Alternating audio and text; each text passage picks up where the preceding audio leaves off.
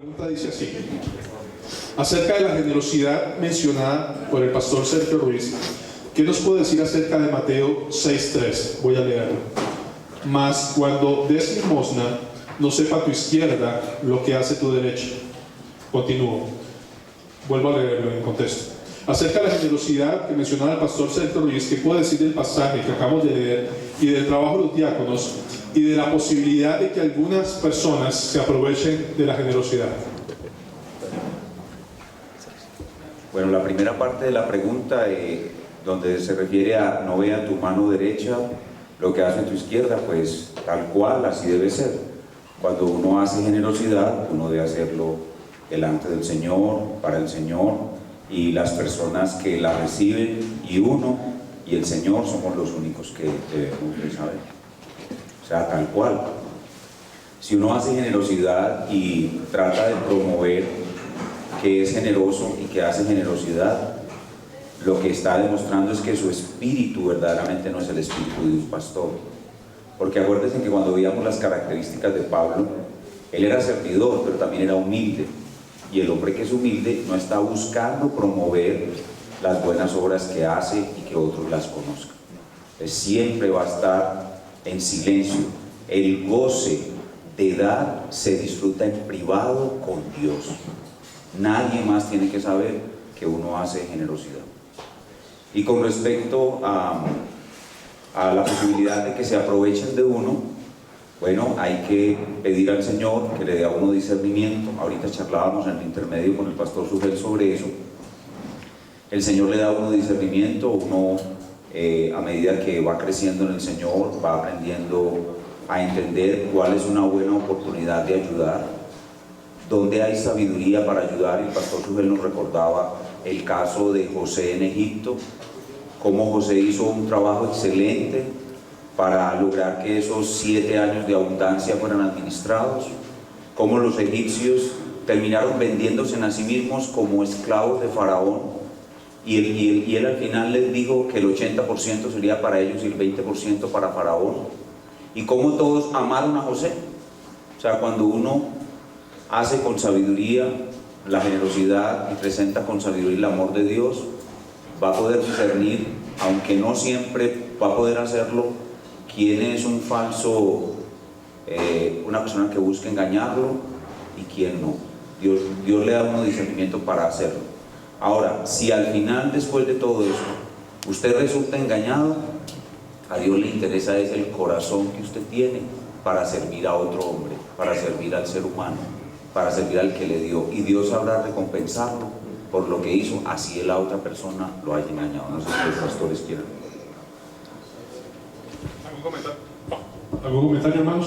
Bueno, tal vez sí tenemos que citar algunos principios concretos que nos ayuden. Por un lado, Pablo dice que el que no quiere trabajar, que tampoco coma. Si uno ve en la iglesia una persona que sencillamente es que no quiere trabajar, la ayuda que debemos darle es no ayudarlo. En segundo lugar, Pablo dice en 1 Timoteo 5 que si algún creyente tiene hijos o nietos, aprendan estos primeros a ser piadosos para con lo de su propia familia. Y Pablo dice explícitamente que es para no cargar innecesariamente a la iglesia. O sea, si un creyente en la iglesia, una viejita está en la iglesia y tiene nietos que son creyentes y los hijos son creyentes, ¿quiénes deben ocuparse de la viejita? O los hijos y los nietos. O sea que hay principios concretos en las escrituras que nos ayudan a discriminar. Que la Biblia del pastor. ¿Vente persona mía? Ok. Perdón. Ok, la segunda pregunta. Esa es una pregunta para los tres. Ok. Dice: en cuanto al punto sobre el pastor amado por la congregación, hay esposas de pastores que no permiten por su actitud que el pastor sea amado por la congregación. ¿Sería edificante para los creyentes que se tocara dicho tema? ¿Quién quiere iniciar? Obviamente. Sergio no tiene nada que decir al respecto. Yo no puedo responder esa pregunta porque soy soltero. Ok. ¿Qué pasó aquí? Se murió. no tiene batería. Yo tengo batería, tiene que hablar. No, le pueden prestar uno. No sé. Vete lo prendo. Creo que batería, ¿sí? Lo que resuelve lo de la batería. ¿Cuántos solteros hay aquí? Ok. Vamos a comenzar desde el principio, ¿verdad? Si una persona aspira al ministerio, debe pensar bien con quién se va a casar. Yo no creo que Dios tenga un llamado a ser esposa de pastor. Pero es indudable que la persona que se case con un pastor tiene que entender de antemano que el ministerio pastoral tiene algunas dificultades peculiares y que debe estar dispuesta a sobrellevar esas dificultades. Es lo mismo que casarse con un médico. Si una mujer quiere casarse con un médico, tiene que estar dispuesta a que en un momento dado van para una cena y ella está bien cambiadita a las 8 de la noche y llaman desde el hospital que él tiene que irse porque hay una emergencia. Si una mujer no está dispuesta a soportar ese tipo de cosas, que no se case con un médico. Entonces, hermanos solteros, miren bien si las mujeres con las que ustedes se van a casar son mujeres que están dispuestas realmente a sobrellevar las dificultades propias de estar casadas con un pastor. Por otro lado, yo creo que nosotros como pastores debemos también proteger a nuestras esposas en la iglesia, porque no siempre que hay animadversión en la iglesia hacia las esposas de los pastores es por culpa de las esposas. A veces es porque la iglesia tiene expectativas irreales de lo que una esposa de un pastor debe ser. En otras palabras, la esposa del pastor tiene que saber tocar piano, tiene que ser maestra de escuela dominical, tiene que hacer reuniones de mujeres, tiene que esto, tiene que aquello, tiene que lo otro. Pero eso no depende de que una mujer sea esposa de un pastor, eso depende de los dones que Dios le ha dado a cada mujer. Entonces, en ese sentido, la iglesia no debe tener expectativas irreales con respecto a la esposa del pastor, porque si la esposa no la llena, van a comenzar a criticar a esta mujer y eso va a ser un problema. Sí, pienso que ya he dicho mucho. La pregunta... ¿Aló? Está prendido, está verde. No, eso, subirlo. Ah, ok. ¿Aló? Sí, está prendido, pastor.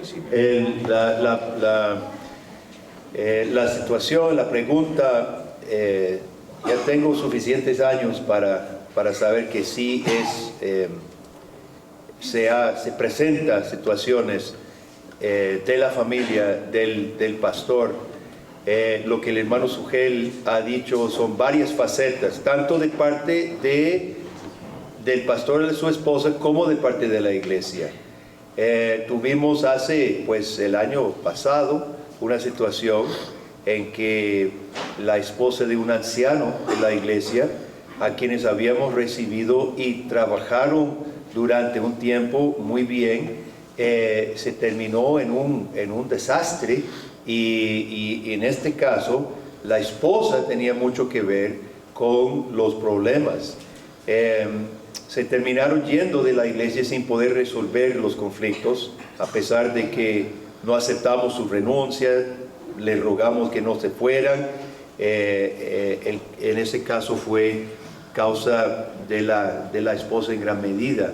En otros casos que he visto, la iglesia, hay personas en la iglesia, nosotros decimos en Costa Rica, serruchadoras de piso, no sé si tienen ese decir, pero celosas, de intriga, que les gusta alborotar, y muchas veces un blanco débil es la esposa del pastor, dependiendo de su personalidad. Eso es un problema que la iglesia necesita siempre tratar con base en la palabra de Dios y en el amor del Espíritu Santo. Cuando yo me iba a casar, yo no sabía qué me iba a llevar Dios, pero yo sentí un llamado.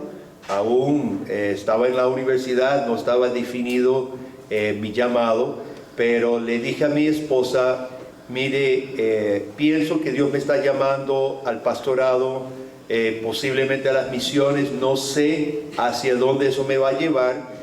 ¿Estás tú dispuesta a seguirme donde sea? Y ella lo pensó y finalmente dijo que sí, se casó conmigo. Nunca se ha quejado de los lugares y del trabajo en que nosotros hemos trabajado. Así que el consejo del hermano es primordial. Los que se va a casar, que ya tiene un llamado, necesitan insistir al fondo las implicaciones, para ser honesto con su futura esposa, sobre las implicaciones de servir al Señor en el ministerio. Es más problemático para personas, para hombres que más tarde, ya casados, más tarde sienten un llamado, posiblemente a su señora no le complace mucho. Estaba estudiando en el seminario y tenía un compañero muy querido, amigo, hasta la fecha es amigo mío, y a mediados de sus estudios su esposa dijo que ella no iba a ser esposa de ningún pastor y lo dejó. Y se fue, y él tuvo que salirse del seminario, fue un catástrofe. Luego el Señor lo restauró, le dio una nueva familia, gracias a Dios. Pero estas cosas suceden, y es un yugo parejo, ¿verdad? Que es muy necesario. Obviamente la palabra de Dios habla de gobernar nuestra casa, nuestro hogar necesita estar unido. Y es un punto muy importante, la pregunta es muy buena. Ahora, perdón, no quisiera dejar en el aire algunas cosas todavía más concretas en cuanto a lo que dijimos ahora a los que se van a casar y aún los que ya están casados.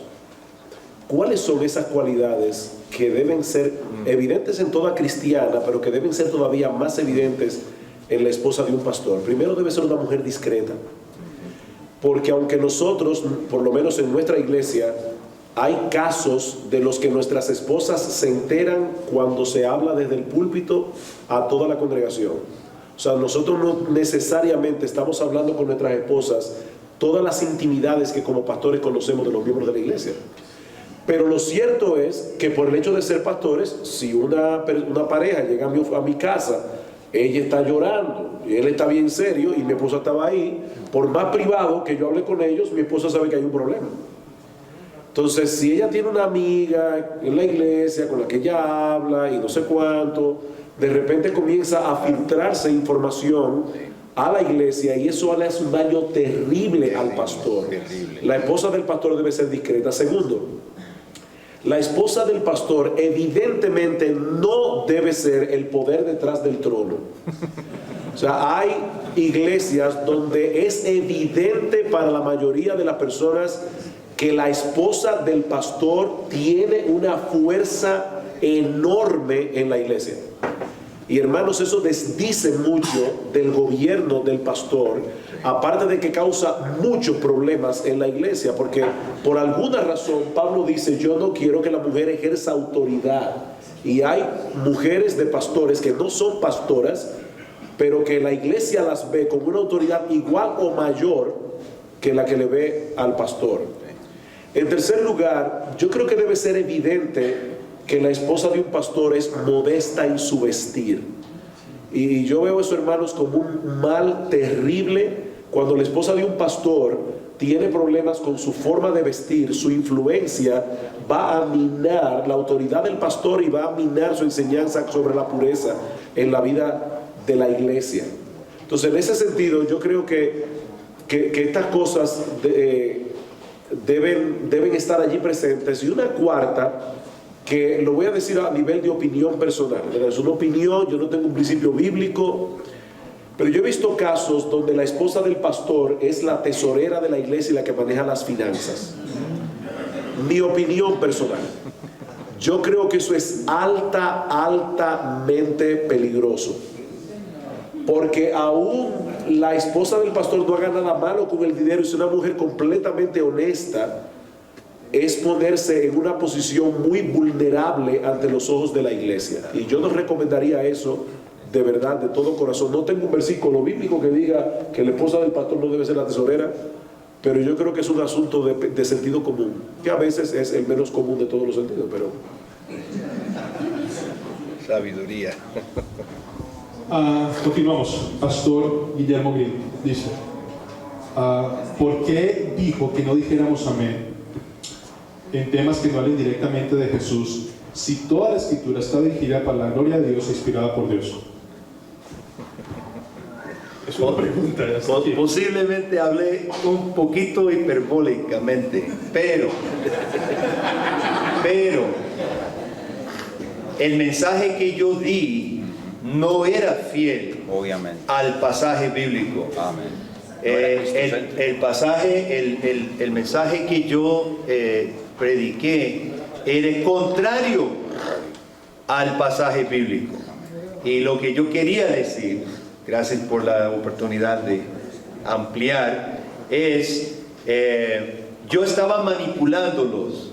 Ahora, yo los estaba manipulando intencionalmente, pero hay muchos manipuladores que predican al hombre al igual que yo lo estaba haciendo, que piden el amén, que le dan el amén, que nosotros no deberíamos hacer. Repito, yo prediqué un sermón que no mencionó a Dios, no mencionó a Jesucristo, mencionó solamente nosotros y David, como un ejemplo. Y David no venció a Goliat. De hecho, mañana voy a retornar a David. No venció al Goliat en su fuerza, con su valentía, y tampoco es un ejemplo que nosotros matemos nuestros gigantes. Jesucristo libró esa lucha. Jesucristo venció. Y nosotros somos llamados a seguir a Jesucristo. Esa obra fue hecha.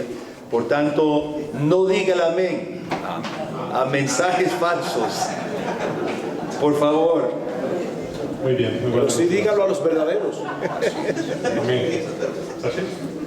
Sí, porque es que yo le decía al hermano Green que, no sé si me estoy metiendo en problemas aquí, hermano, pero yo creo que los pentecostales han secuestrado el amén, y han secuestrado el gloria a Dios, y han secuestrado el aleluya. Eso está en la Biblia.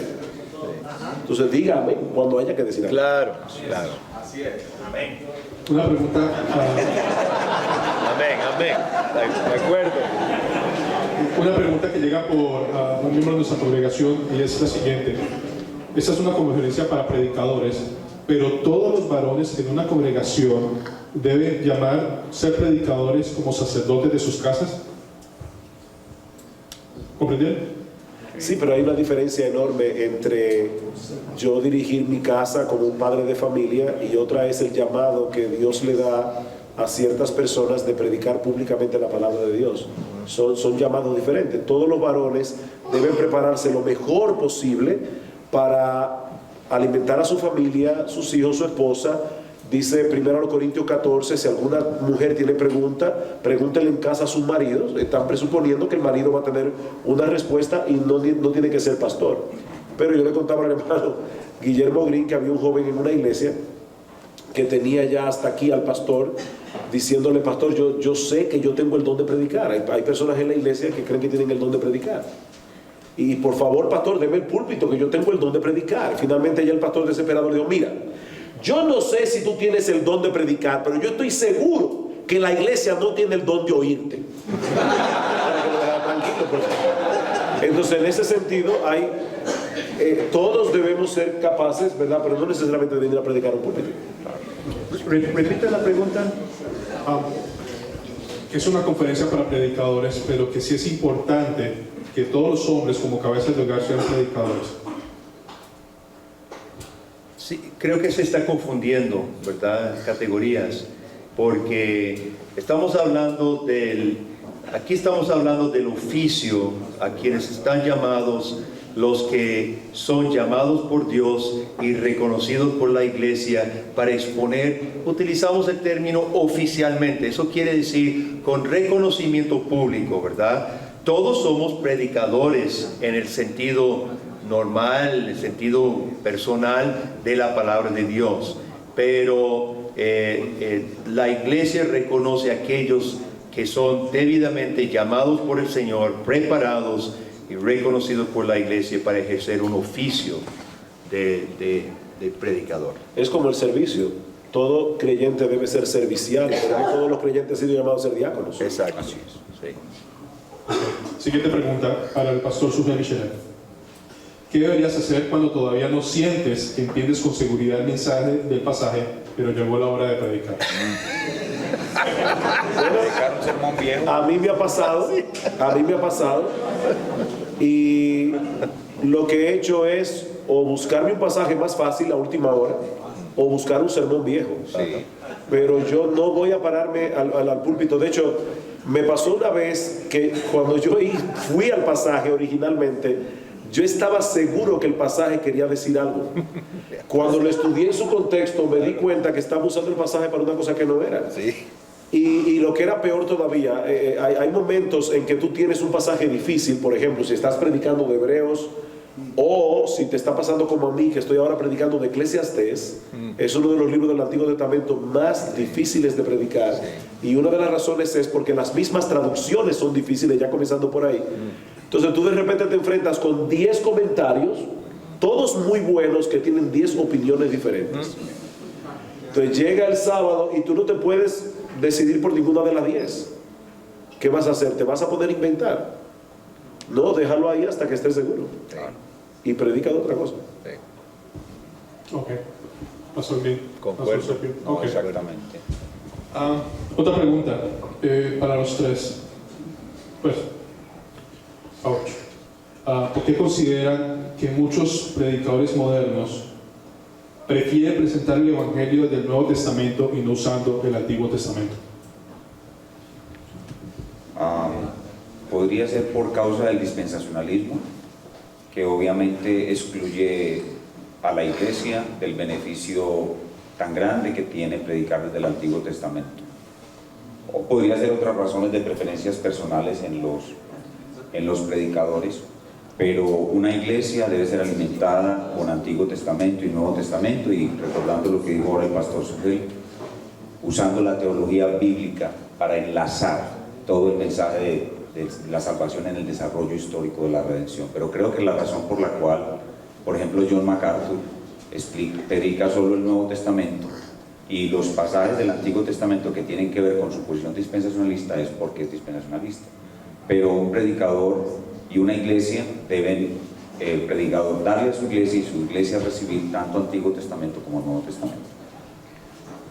Debemos recordar que el Nuevo Testamento está repleto de citas del Antiguo Testamento. Hay un gran problema en nuestras iglesias y en nuestra congregación, que es pequeña, pero luchamos porque los niños conozcan la Biblia de principio a fin. En los años de crianza, el Antiguo Testamento, las historias, es muy difícil predicar el Nuevo Testamento a una iglesia que desconoce el Antiguo, porque el Nuevo Testamento se apoya 100% en el Antiguo Testamento. Agustín dijo, el Antiguo está escondido en el Nuevo, el Nuevo elucida, explica el Antiguo. Ahora, no necesariamente necesitamos predicar todos los pasajes largos del Antiguo Testamento, pero si tu congregación conoce las historias, con solo hacer referencia, puede pues recordar su enseñanza. Y cuando yo predico el Nuevo Testamento, siempre estoy haciendo referencia al Viejo. No debe haber, y si se predica el Antiguo Testamento, se hace referencia obviamente a su meta en Cristo. Es necesario conocer la Biblia entera. Creo que fue Don Galardi que dijo que el mismo predicador necesita conocer fundamentalmente la palabra, pero también la iglesia. Y en eso nuestras iglesias, o mucha iglesia evangélica, se ha enfocado únicamente en culto, pero en culto se aprende muy poco. La iglesia necesita educación de los niños, los cristianos en sus hogares. Nosotros hacemos un esfuerzo enorme por proveer los materiales para los padres de familia, instar que todos hagan sus devocionales. Puedo decir con mucha alegría que muchos de nuestra iglesia en sus casas están enseñando a sus hijos, y muchos de nuestros hermanos vienen de otros trasfondos. Yo tengo adultos que me dicen: pastor, yo no sé nada de la Biblia, tengo toda la vida de vivir en la iglesia y no sé nada de la iglesia. La muchacha que vino a trabajar conmigo hace poco, que ahora es miembro de mi iglesia, dice: qué vergüenza, no sé nada de la Biblia y me crié en la iglesia evangélica. no voy a decir el nombre de la iglesia que es hasta conocida hasta aquí, pero nuestras iglesias necesitan hacer un esfuerzo duro, concienzudo, de instruir a nuestros hijos y a la congregación de la palabra de Dios. Si no, es difícil predicar cualquier pasaje, aún Juan 3:16. Ok, hermanos. Perdón, yo creo que otra razón por la cual evitan el Antiguo Testamento es porque no pueden ver a Cristo en el Antiguo Testamento y por lo tanto no se deleitan en él. Pero cuando uno puede ver a Cristo en el Antiguo Testamento es un deleite, es un verdadero deleite. Predicar, por ejemplo, Levítico puede ser una tarea dispendiosa, es un libro difícil, pero cuando tú puedes ver a Cristo en el libro de Levítico, es el Evangelio Levítico, y usted lo disfruta y se deleita en él y usted se goza. Mire, por ejemplo, la ceremonia de purificación del leproso, qué cosa más hermosa, la ceremonia de purificación del leproso, cuando usted puede ver a Cristo allí. Entonces esa es la razón por la cual lo evitan, porque no pueden ver a Cristo. Y muchos pastores, yo en un tiempo estuve predicando Levítico y decía un pastor a un hermano de la iglesia que le contó que estaba emocionadísimo, el hermano de la iglesia estaba emocionadísimo aprendiendo Levítico y entendiendo Levítico. Le dijo a otro pastor, estoy emocionado porque en nuestra iglesia estamos estudiando Levítico. Y dice, usted todavía estudia Levítico, eso es pura ley, allá no hay nada de gracia, sálgase de esa iglesia. No, es porque no pueden ver a Cristo en el Antiguo Testamento. Y como el pastor Sugel también, yo vine con una gran expectativa de escuchar al hermano Guillermo cómo predicar a Cristo desde el Antiguo Testamento, porque realmente eso es lo más hermoso. Y cuando uno lo puede ver ahí, uno se deleita predicando el Antiguo Testamento y la iglesia se deleita escuchando. Hermanos, no puedo evitar, tomando ese comentario de ese pastor que dijo al miembro de la iglesia allá en Medellín. Hermanos, ¿cuál era la Biblia que predicaban en la iglesia del Nuevo Testamento? Era el Antiguo. Cuando Pablo le dice a Timoteo, Timoteo, predica la palabra, el Nuevo Testamento no estaba completado. Él estaba diciendo que predicara la palabra, que mayormente era el Antiguo Testamento. O sea que eso es una ignorancia total. Ok. Para todos. ¿Qué debe hacer la iglesia y qué debe conocer la iglesia para hacer que su pastor sea un buen predicador? ¿Qué debe hacer y conocer la iglesia para procurar que su pastor sea un buen predicador? Wow. ¿Qué debe hacer la iglesia? Bueno, en primer lugar, asegurarse de que están colocando en el oficio a una persona que ha sido llamada por Dios para eso.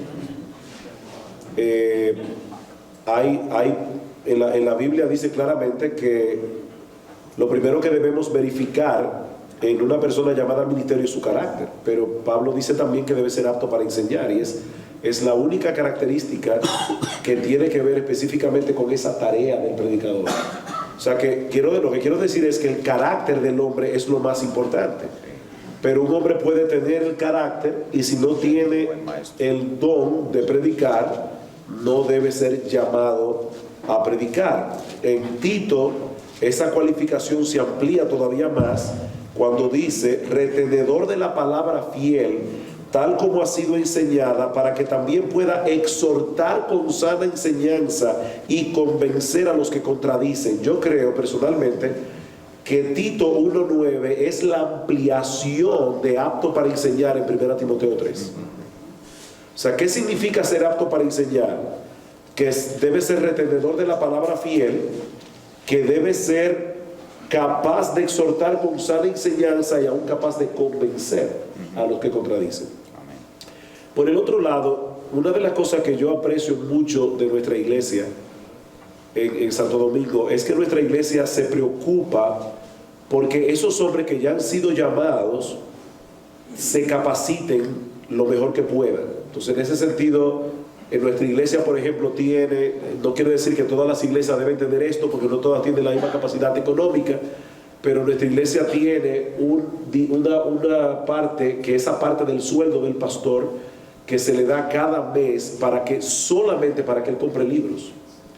Entonces yo creo que es importante que un pastor vaya con los recursos que se pueda, ir teniendo una buena biblioteca y que la iglesia lo apoye. Por ejemplo, una conferencia como esta, que la iglesia lo apoye. Yo quiero que tú vayas, nosotros queremos que usted vaya a esta conferencia y que se aproveche de lo que se está dando allí. Entonces, esas son cosas que la iglesia puede hacer. Por otro lado, está el pasaje de Hechos 6. Un buen predicador necesita tiempo para poder prepararse bien para predicar. Y a veces la misma iglesia le quita al predicador el tiempo que él necesita para prepararse para predicar. La iglesia le exige al predicador que dé tiempo en cosas que él no debe dar su tiempo. Y entonces después se queja de que no es un buen predicador y que no se están alimentando. ¿Qué pasó en Hechos 6? El alimentar a las viudas era una causa noble, pero los apóstoles se dieron cuenta que si ellos se dedicaban a hacer eso, ellos iban a descuidar la oración y la predicación de la palabra. Y ahí dicen: buscar varones hermanos que se ocupen de estas cosas. Entonces, en ese sentido, los pastores y la iglesia debe cuidar a sus pastores, y nosotros debemos entrenar a la iglesia para que sepa qué es lo que se le pide a un pastor. Amén. Porque si no, la iglesia va a tener expectativa de que él debe estar en todos los funerales, en todos la boda, en todos los hospitales, en todo. Y un pastor que haga todo eso No puede predicar. no puede predicar. Entonces, el pastor debe tener un horario que él aparte para predicar, y la iglesia debe entender eso y debe proteger al pastor para que él se pueda preparar para predicar. Entonces, como yo sé que muchos me han oído decir esto más de una vez, pero lo voy a seguir repitiendo hasta que me muera. Decía Spurgeon: aprende a decir que no, que te será más útil que saber latín. Aprende a decir que no. Los hermanos tienen siempre ideas geniales, y cuando se aparece alguien en nuestra iglesia con una idea tan genial, decimos: hermano, qué bueno está eso, encárguese usted.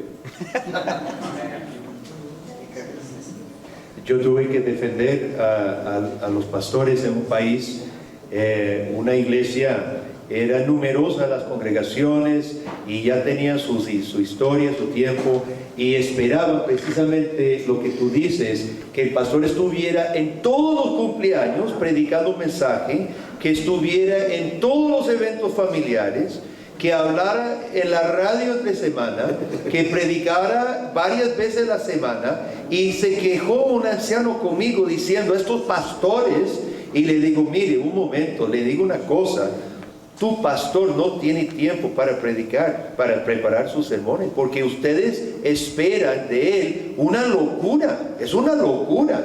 Porque cuando visito, me lleva el pastor, dice: mire, vamos a parar aquí, y paramos un cumpleaños. Y del cumpleaños, que donde él predica, y nos quedamos, y cantamos, y comemos quequito, y nos vamos, y de ahí vamos a la radio, donde va a dar el mensaje en la radio, de ahí vamos a la casa, y al día siguiente una secuela de cosas igual. Es imposible. Así que es muy importante que la iglesia. Otra cosa que es un mal en la iglesia evangélica, por lo menos en Costa Rica, la congregación no pide ningún requisito para su pastor. Ahora, eso es un mal pentecostal que ha permeado la iglesia. No cumple lo que Pablo dice a Timoteo, y eso debería ser para toda la iglesia: lo que ha subido de mí ante muchos testigos, esto encarga a hombres fieles que sean idóneos para enseñar también a otros.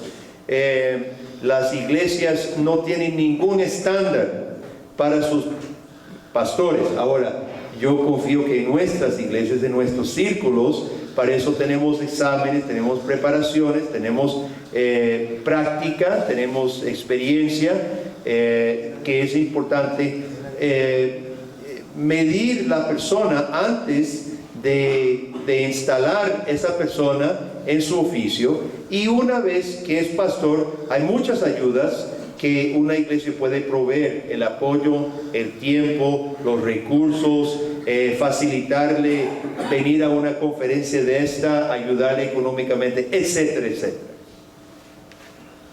Volviendo a retomar el caso que mencionaba el pastor Sugel del joven que le decía a su pastor: déjeme predicar, y el pastor Sugel dice: no, la iglesia no te quiere escuchar.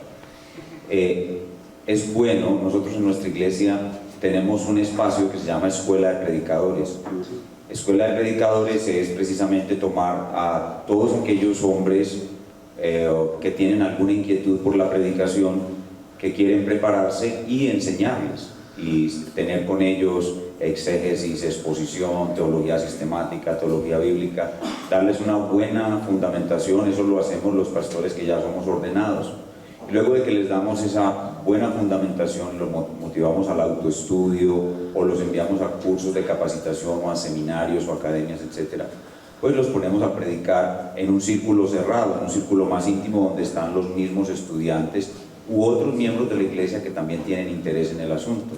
En la iglesia nuestra, de manera sorprendente, hay muchas mujeres interesadas en ir a ver cuáles son los jóvenes prospectos de la predicación, ¿cierto? Y van a la escuela de predicadores y ellas escuchan toda la enseñanza sobre homilética, y ellas escuchan, por ejemplo, la enseñanza que dio hoy el pastor Sugel. Yo estoy aquí con dos de sus estudiantes, tengo aquí dos de sus estudiantes, y ellos al escuchar al pastor Sugel decían: claro, así es que el pastor cada 8 días nos jala las orejas porque no hacemos eso, y ellos ya saben eso. Por ejemplo, lo que hacemos es cuando los jóvenes, estos jóvenes, después de que se les da una preparación básica, ya se les dice: bueno, prepare un sermón de 25 minutos.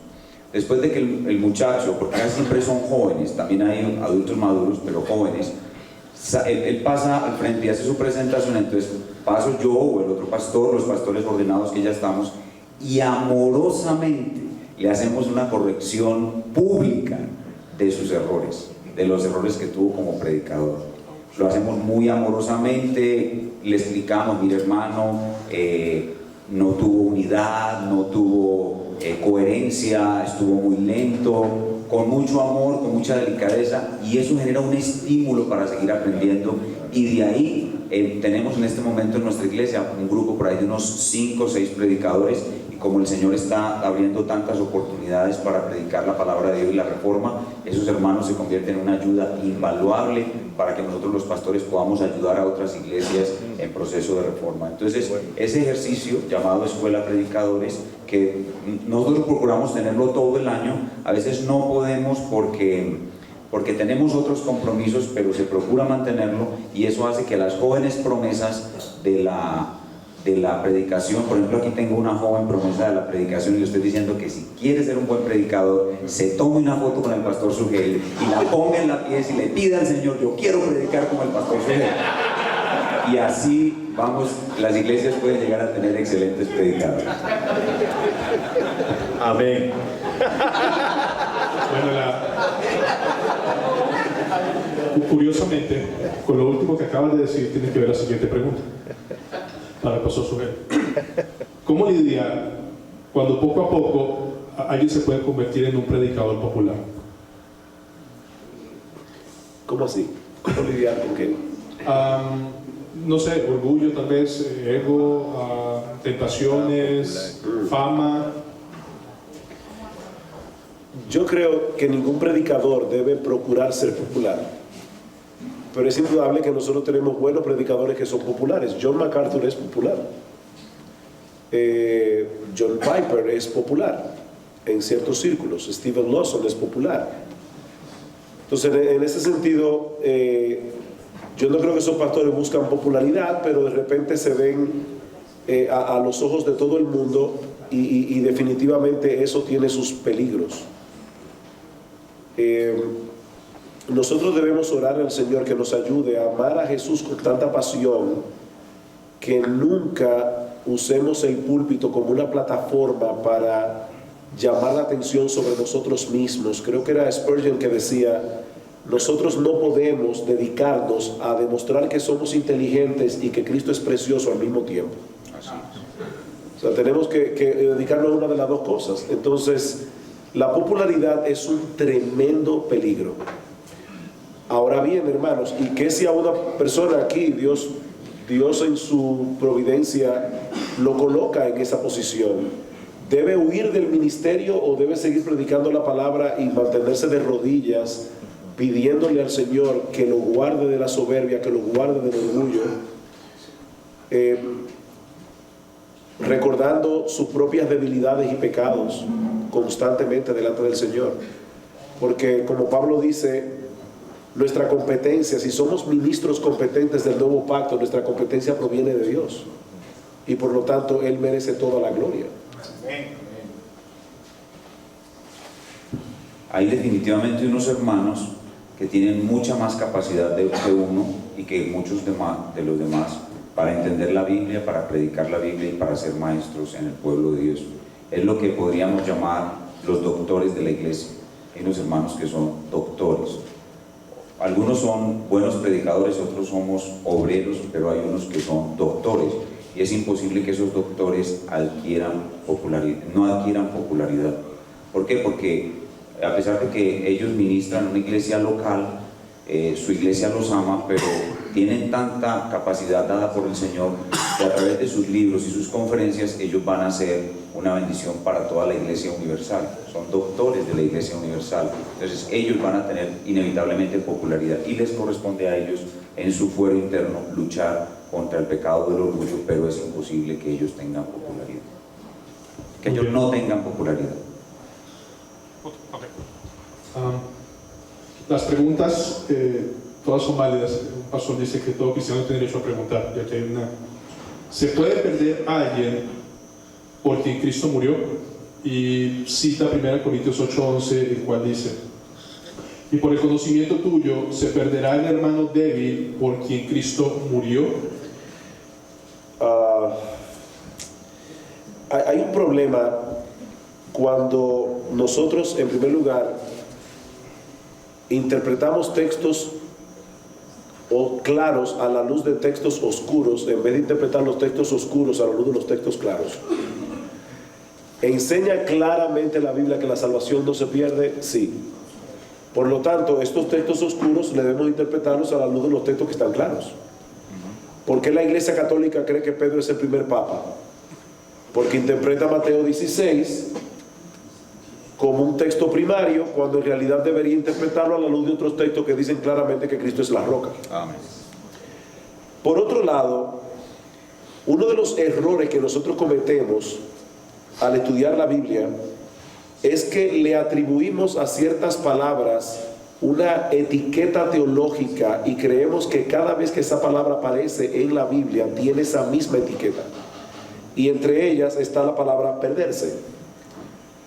Yo creo que lo que Pablo está hablando allí no es de perderse en el infierno. De hecho, la palabra original da la idea de que ese hermano va a sufrir daño. O sea, yo creo que una persona que tiene conocimiento de la libertad cristiana puede usar su libertad de tal manera que acabe haciéndole daño a la fe de un creyente débil. Pero yo no creo que el texto se esté hablando de perderse en el infierno. La palabra ahí no da esa idea. De todas maneras, ya que mencioné el texto de 1 Corintios 8:11, hermanos, cuidado, porque en las iglesias, cuando se toca el tema de la libertad cristiana, generalmente se le dice al creyente maduro, al creyente fuerte, que debe limitar su libertad cristiana por amor a los hermanos débiles. Y acaban implantando en la iglesia lo que alguno ha llamado la tiranía del hermano débil. Sí. Yo tengo libertad en Cristo y debo ejercer mi libertad en Cristo. Lo que la Biblia me manda, tanto en 1 Corintios como en Romanos 14, no es a que yo deje de hacer en mi libertad lo que yo entiendo por las Escrituras que es mi libertad, sino más bien que yo no force al hermano débil a ir en contra de su conciencia haciendo lo que yo entiendo que es mi libertad. Porque en Romanos 14 Pablo le habla bien duro a los hermanos débiles y le dice: ¿quién eres tú para juzgar al criado ajeno? Y si Dios le ha dado libertad, ¿quién eres tú para juzgar cuando él usa su libertad? Entonces, de paso, solamente una paréntesis, cuidado con la tiranía del hermano débil. Yo creo que nosotros debemos predicarle a los hermanos fuertes y darle principios de cómo manejar su libertad cristiana, pero yo creo que también debemos predicar a los hermanos débiles para que no estén juzgando lo que no deben juzgar. Pero eso es una paréntesis. Los hermanos Green, sí. Quisiera hablar desde otro enfoque. La categoría de la apostasía en la Biblia es una categoría difícil, y a veces tendemos, los reformados, los calvinistas, tendemos a imponer la lupa de la elección sobre todos los textos cuando hay otra lupa que deberíamos aplicar. Por ejemplo, las palabras en Hebreos 6, donde dice: es imposible que los que una vez fueron iluminados, gustaron del don celestial, fueron hechos partícipes del Espíritu Santo, y asimismo gustaron de la buena palabra de Dios, los poderes del siglo venidero, y recayeron, sean una vez renovados para arrepentimiento, crucificados de nuevo para sí mismos al Hijo de Dios. Ahora, pareciera aquí que fueron cristianos y apostataron y se perdieron. Y dice Hebreos: es imposible que sean restituidos. Aquí tenemos otro texto que nos obliga también a ver la iglesia no siempre por el filtro de la elección, sino en el plano humano, el plano histórico. Hebreos habla del pueblo de Israel, de la historia de Israel, pero en el plano histórico. Para nosotros, ellos fueron creyentes, estuvieron en la iglesia, hicieron profesión de fe, cayeron, negaron a Cristo, no serán restaurados. Y debemos, ahí el hermano Sugel dijo: nosotros los reformados aceptamos una paradoja, la soberanía de Dios y la responsabilidad del hombre. Y las dos cosas son importantes cuando hablamos de la iglesia también. Y nosotros no sabemos quiénes son los elegidos. Solo Dios sabe quiénes son los elegidos. Y en gran parte nosotros tenemos que manejar la iglesia desde el plano humano, no omniscientes, no conociendo el consejo secreto de Dios, sino apegándonos a la voluntad de Dios revelada para nosotros, ¿verdad? Entonces, sí hay una humildad que nosotros necesitamos tener, y un temor ante la vida y las cosas espirituales. Otro ejemplo, perdón, brevemente, de eso de poder, como dice el hermano Green, nosotros predicamos a una iglesia de gente que profesa fe. Ahora, ¿quiénes son verdaderos creyentes dentro de todos esos que profesan fe? Cuando se escribía la carta del Nuevo Testamento, se tomaba en cuenta que se estaba hablando a cristianos profesantes. Pero ellos sabían, como dice 1 de Juan 2:19, salieron de nosotros, pero no eran de nosotros, porque si hubiesen sido de nosotros, habrían permanecido con nosotros.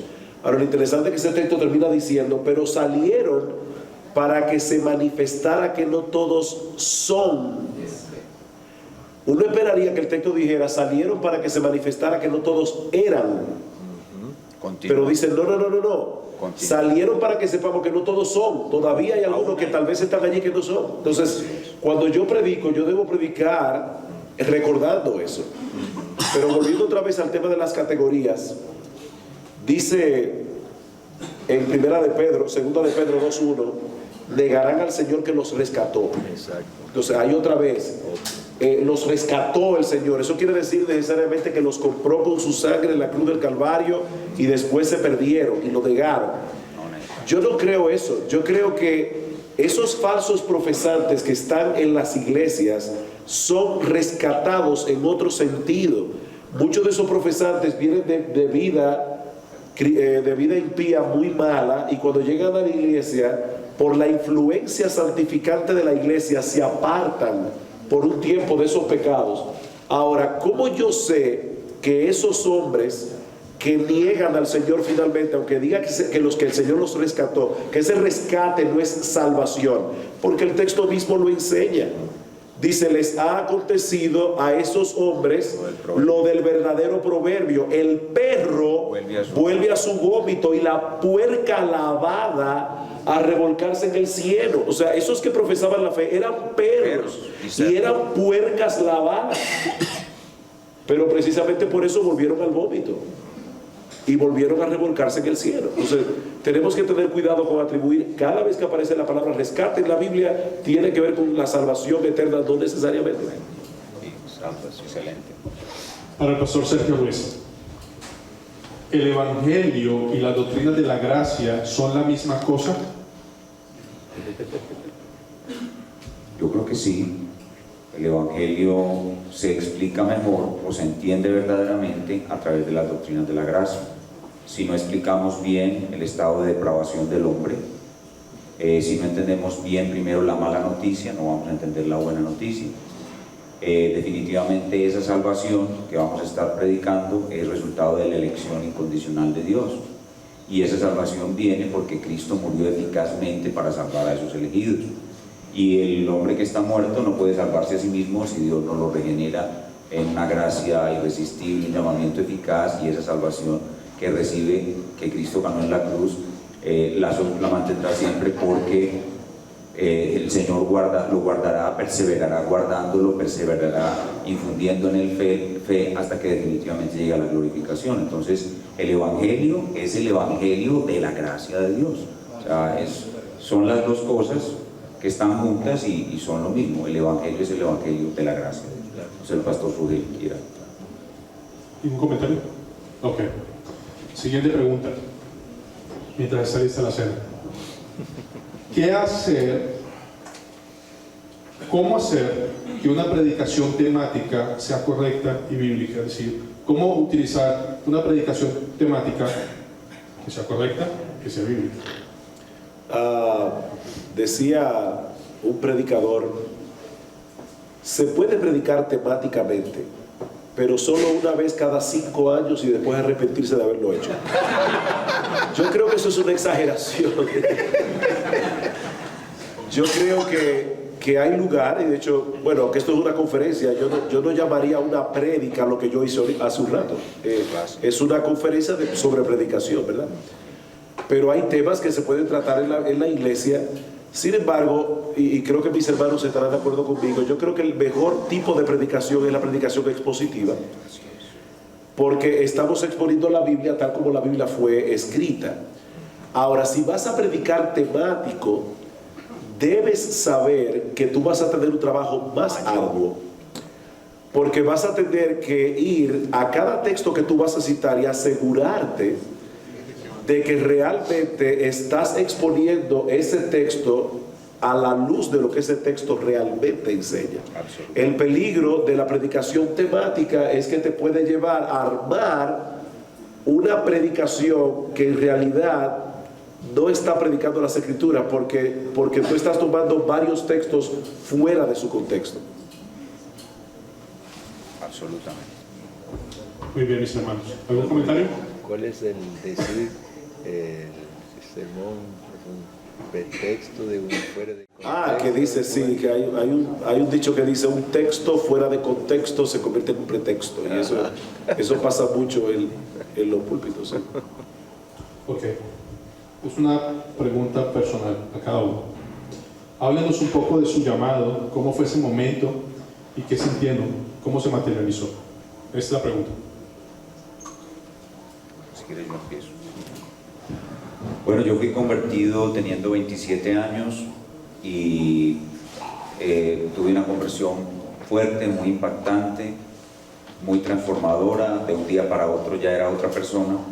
Y muy tempranamente supe que había sido llamado para ser pastor, y de una manera muy particular el texto que voy a presentar en la siguiente conferencia, Hechos capítulo 20-24, marcó mi corazón de una manera muy especial. Es algo subjetivo, es algo que es como dice Jeremías, es un fuego, es algo muy interior, muy profundo, y todas las fuerzas y todo el interés de la vida de ahí en adelante se dirige solo a eso. Es una meta que quieres alcanzar, que buscas alcanzar todo el tiempo. Sin embargo, eso puede tener sus dificultades, porque algunos de nosotros venimos a ser convertidos en iglesias que no son bíblicas. Entonces, el proceso de llevar ese llamado hasta la ejecución del mismo como un pastor ordenado puede tardar años, y puede necesitarse que uno mismo sea reinstruido en la forma como debe llegar a ser pastor. Por ejemplo, yo tuve 7 años en un movimiento paraeclesiástico donde no se sabía absolutamente nada de qué es una iglesia bíblicamente constituida, ni cómo es el proceso de elección de un pastor. Fue después, cuando yo llegué a la Reforma, tuve la dicha de compartir con la Iglesia Bíblica del Señor Jesucristo en Santo Domingo y los pastores de allá, y ver cómo funcionaba una iglesia bíblica, ver cómo funcionaba un consejo de ancianos, ver cómo se ordenaban los pastores, y eso modeló todo el proceso hasta que yo pues pude concretar ese anhelo muy fuerte en la constitución de la membresía de una iglesia, y que una iglesia reconociera que yo tenía los dones, me examinaran para que pudiera ser ordenado, y luego la iglesia votara por mí y yo ser ordenado como pastor. Entonces es un proceso que comienza con una fuerza interior avasalladora, dominante, que controla totalmente tu vida, que dirige tu vida exactamente a eso. Solo quieres eso, buscas eso y estás dispuesto a dejarlo todo por eso. Y luego, cuando haces parte de una iglesia bíblicamente constituida, ese llamamiento interno ya tiene una verificación externa por otros pastores ordenados o por una iglesia que ya está instruida en el proceso, y así al final llegas al momento en que otros ancianos imponen las manos sobre ti y ya eres un pastor ordenado de una iglesia bíblicamente constituida. Mi experiencia ha sido muy diferente. Fui criado en un hogar cristiano. Mi papá fue pastor, mi madre, que aún vive, una fiel creyente en el Señor, y ambos fueron fieles a enseñarnos desde temprana edad en las Escrituras y el amor del Señor.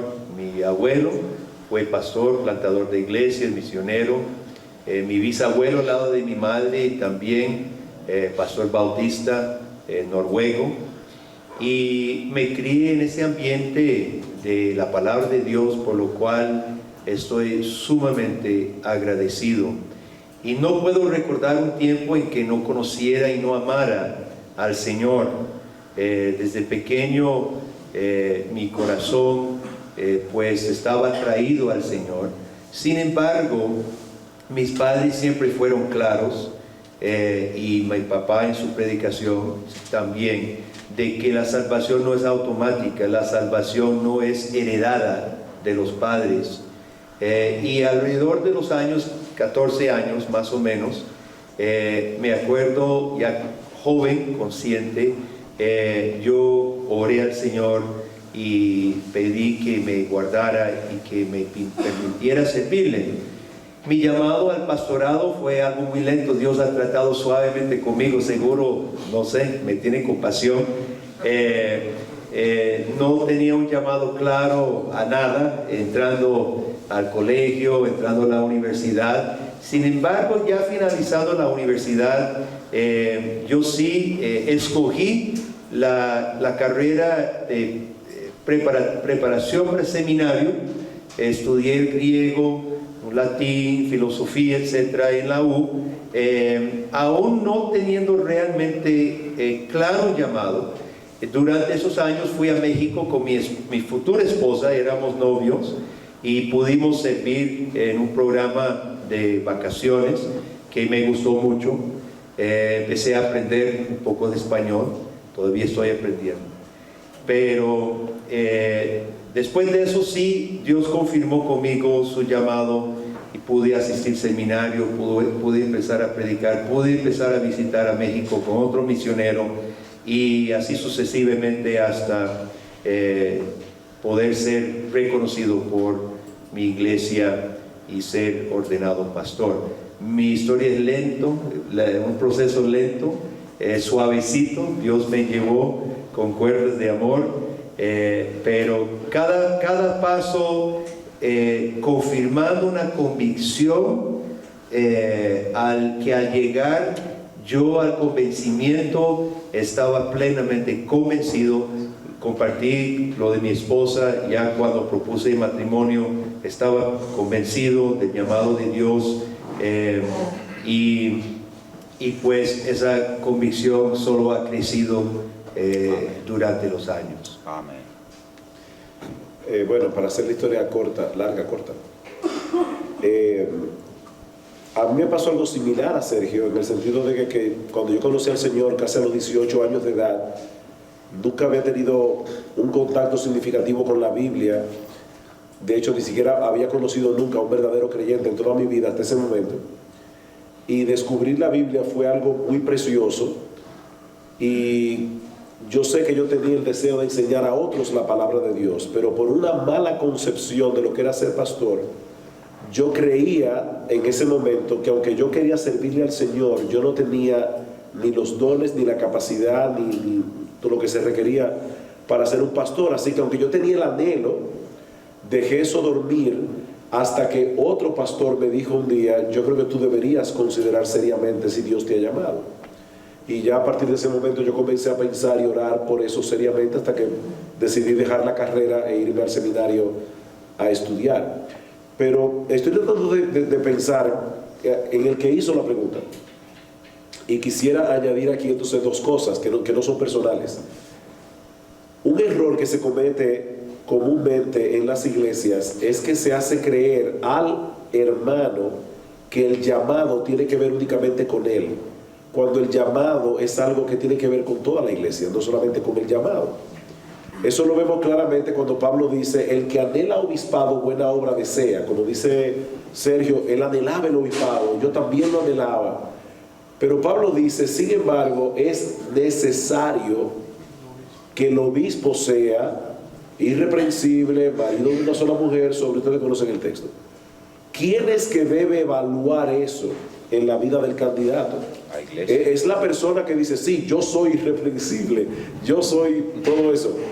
No, eso debe evaluarlo la iglesia, y debe evaluarlo los pastores que están pastoreando ya esa iglesia. Y ahí entra el proceso de ordenación del que hablaba Sergio.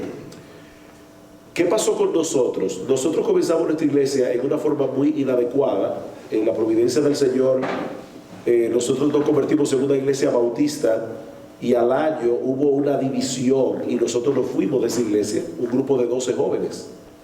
Y cuando vimos que no podíamos, que no nos gustaba ninguna de las iglesias a las cuales asistíamos, se nos ocurrió la idea de comenzar nosotros una iglesia. Y así nació nuestra iglesia. Cuando la iglesia comenzó a crecer y nosotros a entender mejor las escrituras, llegó un punto en que nosotros entendimos, los pastores que ya estábamos trabajando como pastores de la iglesia, entendimos que nosotros no habíamos sido ordenados bíblicamente. Así. Nuestra iglesia nació en el 78.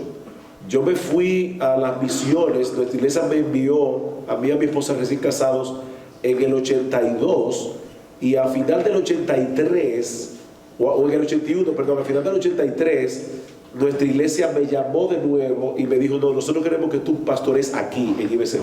Y así fue que yo regresé. O sea que desde el 83, al final del 83, hasta el año 1990, nosotros habíamos servido como pastores en la iglesia, yo y otros más. Pero al estudiar las escrituras y darnos cuenta de que no habíamos entrado al ministerio de una manera adecuada, nosotros le pedimos a unos pastores de 2 iglesias bautistas reformadas, le dijimos: nosotros necesitamos entrar en un proceso bíblico de ordenación. Y enseñamos a nuestra iglesia 1 Timoteo. Antes de hablar de nada, predicamos expositivamente de 1 Timoteo completa. Y cuando terminamos la carta le dijimos: hermanos, ustedes escucharon todo lo que hemos hablado del ministerio pastoral. Bueno, vuestros pastores no están en el ministerio de una forma ordenada. Y ahora nosotros queremos que ustedes como iglesia aprueben nuestra moción de que ustedes le pidan a pastores ya ordenados que los ayuden a ustedes a evaluarnos a nosotros para que entremos ordenadamente en el ministerio. Y estos pastores de 2 iglesias bautistas reformadas en los Estados Unidos aceptaron el reto y estuvieron 2 años mezclados con nosotros, conociendo nuestra familia. Yo tuve que pasar tiempo con mis hijos de vacaciones en los Estados Unidos con uno de esos pastores para que él me viera a mí como papá, como esposo. Mis hijos no sabían que estábamos en ningún proceso. Para ellos estábamos de vacaciones en Estados Unidos, y era parte de la supervisión. Y a los 2 años, en el año 1992, estos pastores nos ordenaron públicamente y pusieron sobre nosotros las manos, y de ahí en adelante nosotros seguimos haciendo ese proceso en nuestra iglesia. Amén. Así que no es algo personal e individual. Hay un llamado de Dios al hombre, pero ese llamado viene a través de la iglesia. Hechos capítulo 13: apartadme a Saulo y a Bernabé para la obra que los he llamado. El Espíritu Santo no le dijo: Pablo y Bernabé, váyanse. No, le dijo a la iglesia a través de su líder: apártenme ustedes a Saulo y a Bernabé para la obra que los he llamado. Bien, hermano, vamos a tratar, si es posible, una última pregunta. Según Gálatas 5:4, de Cristo os desligasteis, los que por la ley os justificáis, de la gracia habéis caído. ¿Se puede caer de la gracia? Es una pregunta específica para el pastor Sujel Michelet, pero todos pueden participar. Bueno, lamentablemente puede pasar que un verdadero creyente tenga un mal concepto de lo que el Evangelio es. Hermanos, ¿cuántos creyentes legalistas hay en las iglesias? Y son verdaderos creyentes, pero son creyentes que han caído de la gracia en el sentido de que no están entendiendo adecuadamente el Evangelio del Señor Jesucristo. Gracias al Señor que para ser salvo hay que tener un entendimiento claro del mensaje de salvación, pero no hay que tener una teología completamente sana, porque de lo contrario mucha gente se iría al infierno desde las iglesias. Pero otra vez, ¿está hablando Pablo de esos que caen de la gracia solamente como de creyentes que caen en el legalismo? ¿O puede ser también que Pablo esté hablándole a creyentes profesantes y dándoles la advertencia de que si ellos abrazaban un evangelio distorsionado podían terminar en el infierno? O sea, ¿es una advertencia solo a creyentes para que no caigan en el legalismo? ¿O es una advertencia también a creyentes profesantes a que no abandonen el evangelio y terminen perdidos? Yo creo que no podemos hacer una distinción vertical y decir que solo se refiere a creyentes que caen en el legalismo o que solo se refiere a creyentes profesantes que no son cristianos y caen de la gracia. Se puede aplicar el texto a cualquiera de los dos. Pero otra vez, la salvación no se pierde. Nadie puede caer de la gracia en el sentido de perder la gracia divina y perder la salvación, por la sencilla razón de que nuestra salvación depende de la justicia de Cristo que nos fue imputada por medio de la fe. Si mi salvación se pierde, entonces la justicia de Cristo es puesta en entredicho. Amén.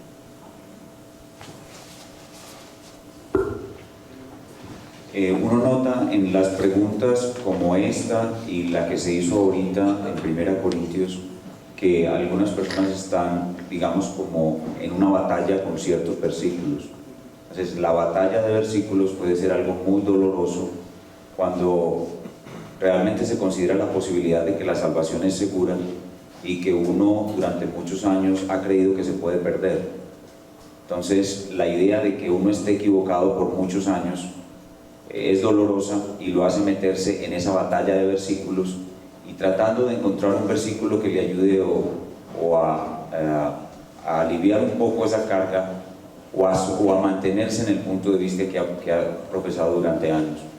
La recomendación para las personas que están metidas en esa batalla de versículos es que busquen todos los textos claros, lo que decía ahora el pastor Sujel. Los textos claros son los que explican los textos oscuros y no al revés. Busquen todos los textos claros de la Escritura que muestran, que hablan sobre la salvación y que son claros y evidentes allí que la salvación es segura. Y los estudian en su contexto y pueden ver que hay una corriente de enseñanza muy fuerte en la Escritura que muestra que la salvación es segura. Luego toman esos textos como los que han preguntado, que son los que les dan dificultades, y también los analizan en su contexto, con la mejor capacidad exegética que tengan, y ahí sí, teniendo una visión completa, lo más completa posible de todas estas enseñanzas, pueden entrar a tratar de resolver esa pregunta que tanto les atormenta, de si la salvación se puede perder o no se puede perder. Pero mientras estén focalizados en un versiculito y vayan en una batalla de versículos de un versículo a otro, van a tener esa angustia y zozobra sin poder saber cuál es la verdad, si la salvación es segura o no. Lo mejor es tomar todos los textos, mirar cada texto, especialmente primero los claros y luego los oscuros, como los que citó el pastor Guillermo en Hebreos 6 del 4 al 6, y todos los demás, para después de mirar completamente todos, tratar de resolver esa duda que agobia a muchos, que si la salvación se puede perder o no, y sobre todo si han creído eso durante muchos años y tristemente pues están descubriendo de que probablemente los han engañado. Muy sabio las palabras del hermano. Mire, hermanos, cuando los autores de la Biblia explican la salvación, cuando hablan de la salvación, utilizan ciertas categorías y términos claros. El que no escatimó ni a su propio Hijo, sino que lo entregó por todos nosotros, ¿cómo no nos dará también junto con Él todas las cosas? ¿Quién acusará a los escogidos de Dios? Dios es el que justifica. ¿Quién es el que condenará? Nadie ni nada nos puede separar del amor de Dios que está en Cristo Jesús. Pablo aquí está explicando la salvación, explicando directamente las causas de nuestra salvación, la gracia soberana, electora de Dios en Cristo Jesús. Cuando los autores de la Biblia tratan problemas prácticos en la iglesia, ellos no saben quiénes son elegidos y quiénes no son elegidos. Lo único que pueden hacer es hablar si están viviendo como elegidos o como incrédulos.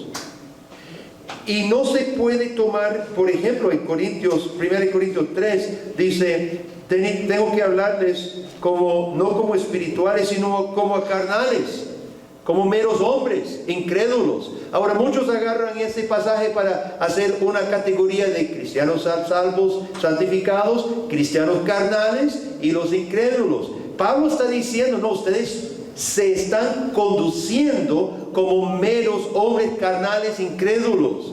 Igual los otros pasajes que hemos visto de la apostasía. Ese es al plano visible, al plano empírico. Nosotros no sabemos quiénes son los elegidos, pero cuando un miembro de la iglesia se conduce como un no elegido, Pablo dice, ¿qué pasó? Cayeron de la gracia. Porque pareciera que eso es lo que quieren. Han negado a Cristo, están tratando de justificarse por la ley y están negando la gracia. Aquí Pablo en Corintios dice, ustedes se portan como meros hombres incrédulos. No podemos enredar las exhortaciones pastorales y utilizar las palabras y términos cuando están exhortando pastoralmente como si fuera una descripción de la salvación. Los pasajes sobre específicamente la salvación son claros. Y esos son los que tienen que dirigir nuestro pensamiento en cuanto a la esencia de la salvación. En cuanto a la exhortación pastoral, aquí tenemos el ejemplo de Pablo. Nosotros sabemos que el verdadero creyente es electo en Cristo y perseverará. Pero un hermano que yo tengo de frente que no está viviendo como un redimido, no tiene su mirada en Cristo, está negando la fe, yo le tengo que hablar lo que estoy viendo. Y eso es lo que hace la palabra de Dios. Amén, hermano. Amén. ¿Puedo añadir Sí, señor. 5 minutos? Sí, señor. Para no decir 2 y robarme 3. Primero, yo creo que, como decía Sergio muy sabiamente, no solamente debemos entender versículos de la Biblia, debemos entender las doctrinas de la Biblia. Y yo creo que el creer que la salvación se pierde proviene de una muy mala comprensión de la doctrina bíblica de la justificación por la fe. Si un creyente entiende cómo es que nosotros somos justificados, ya no tendría ningún problema con respecto a esa doctrina. Lo otro es que tenemos que entender que que Dios es el que da la fe, pero es el hombre el que cree. Dios es el que da el arrepentimiento, pero es el hombre que se arrepiente. De la misma manera es Dios el que preserva, pero es el hombre el que persevera. Amén. ¿Cómo yo sé que Dios le ha dado a una persona el don de la fe? Porque él ha creído. ¿Cómo yo sé que Dios le ha dado a alguien el don del arrepentimiento? Porque él se ha arrepentido. ¿Y cómo yo sé que Dios está preservando a alguien? Porque Él está perseverando. De manera que el que persevere hasta el fin, ese es el que será salvo. Amén. Amén. Ahora, Él va a perseverar hasta el fin porque Dios lo va a preservar. El problema del arminianismo es que presupone que cuando Dios pone una condición, es porque el hombre tiene la capacidad en sí mismo de cumplir esa condición. Y eso es un error no solamente teológico, es un error aún filosófico. Hay condiciones en la Biblia. Para ser salvo hay que creer. ¿Significa eso que el hombre tiene por sí solo la capacidad de creer? No. Pero hay que creer. Y el que no cree no va al cielo. Hay un pasaje muy interesante, y ahí con esto ya concluye, en Segunda de Crónicas capítulo 30. El rey Ezequías ve que el pueblo de Israel no ha celebrado la Pascua por muchos años, y él envía mensajeros a que llamen al pueblo de Israel a celebrar la Pascua. Y dice: no seáis como vuestros padres y como vuestros hermanos, que se rebelaron contra Jehová, el Dios de sus padres, y él los entregó a desolación. No endurezcáis ahora vuestra cerviz como vuestros padres. Someteos a Jehová, venid a su santuario, el cual él ha santificado para siempre. Servid a Jehová vuestro Dios, y el ardor de su ira se apartará de vosotros. Hermanos, hasta aquí parece obviamente que el hombre tiene que hacer su parte y entonces Dios hace la suya. No endurezcáis, dice, porque si os volviereis a Jehová, vuestros hermanos y vuestros hijos hallarán misericordia. Si os volviereis ustedes a Jehová delante de los que le tienen cautivos, y volverán a esta tierra, porque Jehová vuestro Dios es clemente y misericordioso, y no apartará de vosotros su rostro si vosotros os volviereis a él. Hermanos, si dejamos este texto aquí, es evidente que los arminianos tienen razón. Pero Dios puso. ¿Verdad? Pero sigamos leyendo el texto.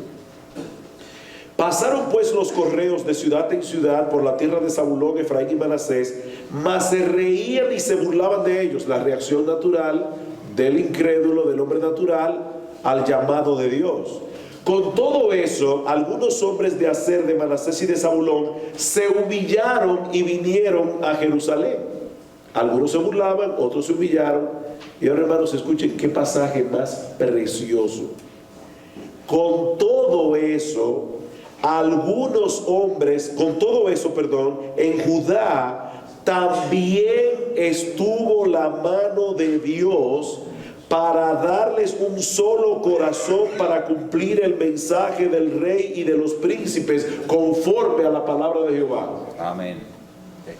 Porque se humillaron los de Aser, de Zabulón y de Manasés, porque la mano de Jehová estuvo sobre ellos para darles un corazón que lo hiciera.